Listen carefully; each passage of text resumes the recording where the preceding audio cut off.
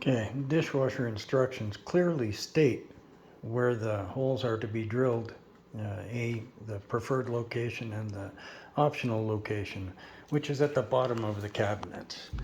So please explain to me why there's a hole up in the top there and why that drain line is going through up there.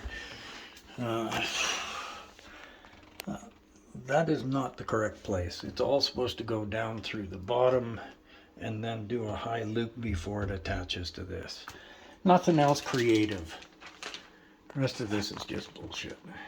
Okay, so I've rerouted the lines where they should be. So they go through the bottom just like the instructions say, all the way. And inserted a 3/4 inch copper join there because Buddy cut it off right there.